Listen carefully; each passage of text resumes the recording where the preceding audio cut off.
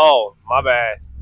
I didn't see you there. I was getting my girl a Birkin and polishing my chain this afternoon. But since you're here, I actually have a very special video for you guys today, and for two reasons. Number one, you guys wanted this video. I put out a poll, and you said you wanted the secret economic indicator. And if you think you know what it is, post it in the comments below. Before we get started, I want to see how well people know this, but you guys voted on this one, and I really have a lot of videos this year, especially for the economy, a couple of trading strategies as well, mixed in with some earnings. But I'm going to let you guys decide. Those of you that are really involved with it, I want to see something. But that's the first reason. But the second reason that makes this video so special, man, is that after all of these years, turning 2K to $250,000, that was on the China deval, starting the options trend 10 years ago, spreading the word, inventing the ghetto spread,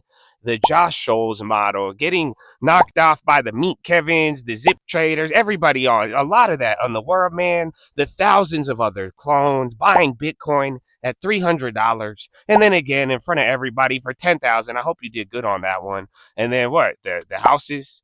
We did a house. We did $1 million in a month on a flip. We told you to get rich off of inflation before bottom and top ticking the Lamborghini Urus market. Meta at 90, Netflix at 100, a bunch of other ones, bro. Getting shadow banned and banned by YouTube multiple times. Getting banned by Bloomberg. Still outperforming the market when they lie. All of these things, man, and helping thousands of people get some homes, man. After all of this, man, I'm kind of ashamed to say this because I finally caved. I know I put up a paywall. I know. That's not what I'm talking about. I know the paywall familiarity breeds contempt, man. I still love y'all. I didn't want people to get too comfortable, okay? But I've benefited a lot over these years, and I've always made sure I wanted you guys to benefit even more. I wanted more gains than I ever got for everybody else. Okay? That's why I rejected sponsorships. You know that 200K from Kalshi, or 200K from BlockFi, 100K from Kalshi, millions of other dollars. I think Sam Bankman offered me a cucumber. All of this, man. You know why? Because I believe you guys were more important. Always. Whether you agree with that or not. But that being said, man, that's why, I'm living good now, especially after today, because I finally took a sponsorship. So I did have to go for Big Pharma. They offered me a lot of money to do this video today, and that's why, man. Before we get into this video, I hope you have your prediction on what you think I'm talking about. But yeah, please take a minute to watch this video from our sponsor and enjoy the video. Put your moderate to severe volatility in check with long-term once monthly savings and high-quality ownership. Before I started using long-term monthly, I was an absolute degenerate who couldn't sleep because they said don't hold overnight. Oh, I could sleep. My husband said he was investing for our future, but he was just gambling at 8 in the morning. But now, thanks to long-term monthly, we're about to buy our second home. Before taking long-term monthly, I used to get really bothered by the politics on the television and YouTube. Now, I don't care who's president. I know I'm still going to make a profit and have a financial future. Long-term can lower your ability to blow up your account. Before treatment, watch Trading Fraternity and Stock Market Live videos. Serious faith, hope, and love might occur. For patients above 20, discipline and goals are a common side effect. Nausea, upset stomach, and diarrhea may occur if you are trading in your long-term account. Consult your broker and ask them why they are charging you above the Fed's funds rate to hold your money. Long-term monthly is not a one-time treatment and will have to be kept up for several years. Long-term monthly. Pay yourself first. So let's see if your guess is right. The secret economic indicator that we're going over is the ISM Manufacturing PMI. Now, you might be like, wait, that's not a secret. I already know what that is, but I'm telling you, by the end of this video, you are going to learn something, and you're going to find out how this thing relates to the economy, earnings, silver, Bitcoin, and a couple of other things. But the real big reason why I'm bringing this up is this is the first time in a very long time where we actually got the economy running into an expansion. So I'm going to explain what all of that means, but why this is so important, the run it hot theme, and everything going on with the BBB. We just had the biggest increase in over a decade, and we are well above 50 now. Has it been mostly above 50 since April 2025? Again, long and variable lead times in manufacturing. I look forward to seeing you next year. So one of the stated policy and objectives. we'll keep score. Yeah, I know there's a lot going on in the market, and we're kind of watching a shift here with all of the tech and software stocks and everything going on, but this is one area of the market that if you learn how to interpret this and we watch this play out this year, you should have a good idea of how things are playing out, aka I wouldn't really be too afraid if you actually watch an economic boom. And the thing about the ISM, it is a leading indicator. Why is this thing so important? The first thing is what they call it. It is the grandfather of economic indicators. Why do they call it that? Because it is released on the first day of every month, and this gives you an idea of all the other economic data on the week or even the month. So if the ISM comes out good or bad, people are using that to lead into the other data sets. If you remember when the jobs was a big deal, we kept going over the ISM manufacturing because there is an extremely high correlation between the non-farm payrolls and the ISM manufacturing. This is the overlay of that relationship, and you could see the ISM is usually leading employment. Before employment even took a dip, you already had the ISM going down, and that's why with what we got recently, if this starts to sustain, this will precede your employment. Again, at other times when it was much more stickier and everybody was looking for a relationship, the ISM Manufacturing PMI, it was a really good indicator. So now, let's talk about how to read this thing and get into some of the other fun facts. So the first thing you got to know is that all these numbers, 52.6, 47.9, these are actually percents. And the main thing with it is that anything above 50, that indicates an economic expansion. Anything below 50, that indicates an economic contraction. So that may seem simple. You may have heard that before, but now here's the thing that most people don't know. 42.3.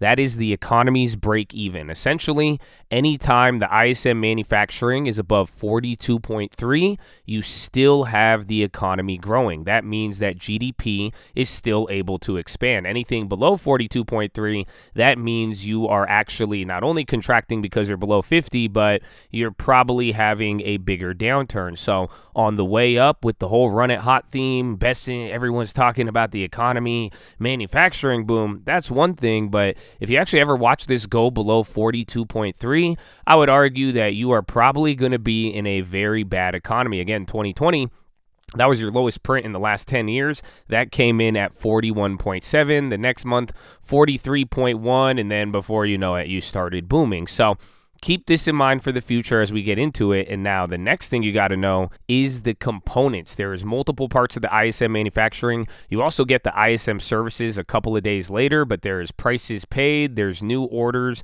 and I believe there is current conditions, but you could go to Trading Economics and get all this, or you could even go to the ISM website and they have all of it.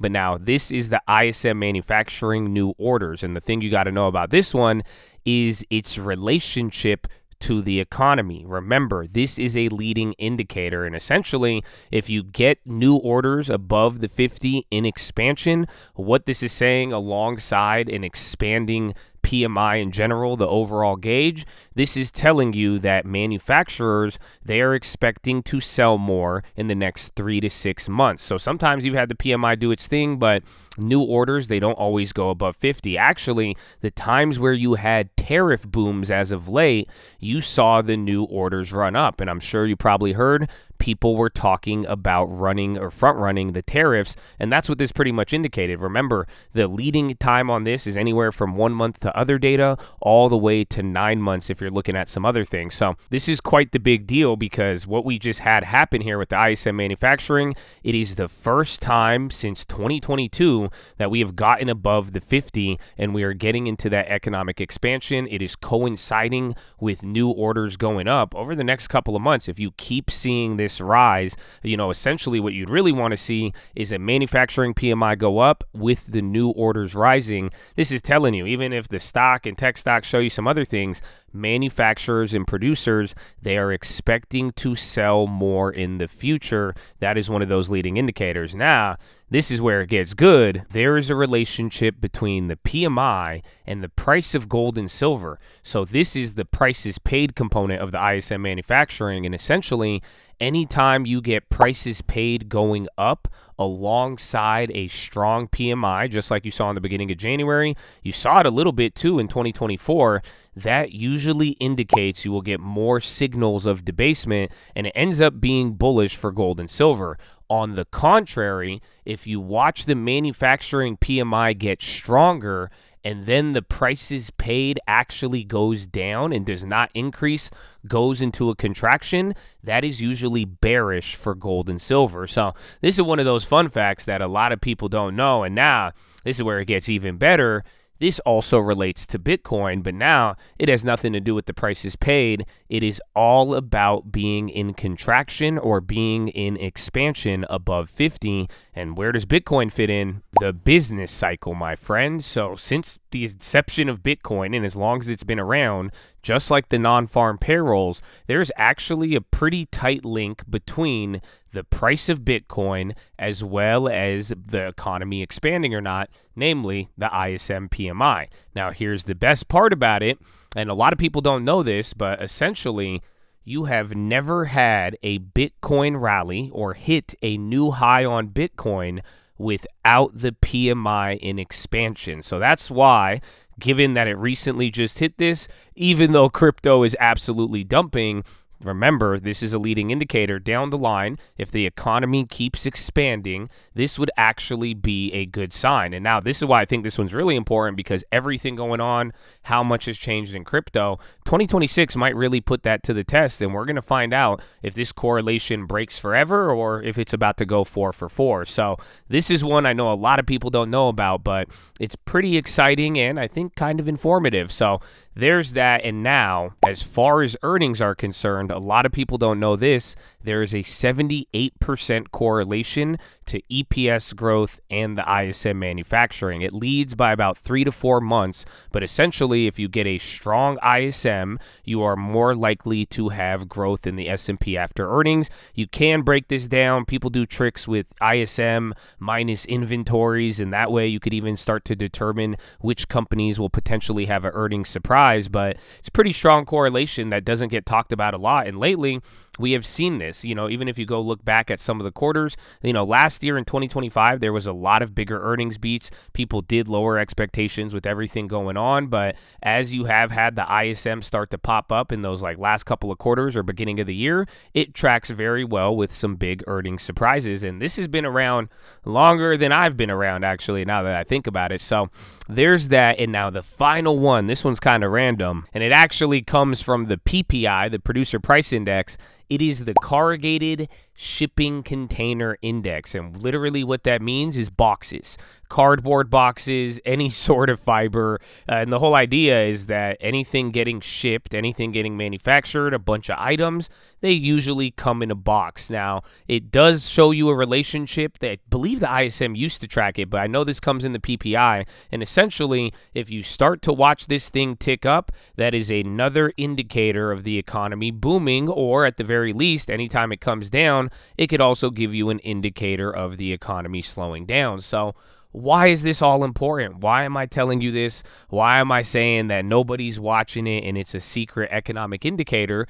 Because this has to do with the Run It Hot theme this year. And I know we might get some volatility. You're even going to be getting the midterms. But the whole idea is if the ISM keeps going, we are finally above expansion. I think this is why Mr. Besson was saying, I'll talk to you next year. This is all pointing to the economy going up. And over the next couple of months, not only can you use this data set to get an idea by the month-by-month data and the correlation, even earnings, even gold and silver, and we'll see what happens with Bitcoin, but the broader economy, as long as that stays up, we are trying to find out if the big, beautiful bet is going to pay off or if it's going to backfire. And this is probably going to be one of those leading indicators. I'm sure we'll have other data. I'm sure other things are going to be going on, but this is going to play a role. And if you look over the years, it is not disappointed. And like I'm telling you, this comes out early. It's very slow. It's sometimes ahead by 3 to 9 months. That's actually another fun fact, is that when the yield curve uninverts, it usually precedes manufacturing booming in the next 3 to 9 months. And believe it or not, that that schedule works almost perfectly. But even as you've seen the economy go up, compare this to the SPY, compare this to Bitcoin, we have noticed at the same time things have changed, this data also went with it. And as of lately, man, the last couple of years, even over the election, it hasn't been doing much. We kind of got into this little data pocket. You've even had the government shutdown. The data wasn't really hitting. And that's why if we start to get expansions and this starts to show stuff, we might return to one of those economies and trading markets where we start seeing this data actually provide stuff. And if you know how to read this, you see what's going on, you ain't going to get shaken out. You're going to understand how to position in your long term, even get a couple of plays. You could do all of it. But this is what I'm going to be running or watching for the Run It Hot theme. And depending on how this plays out, we're going to really see what's up with the economy, GDP, compare it to the other factors. And we should have a pretty good idea of what's going on added to everything else, my friends. So I really hope this helped. I hope you learned something. I hope I see you on stream, baby. But have a wonderful day and horn on.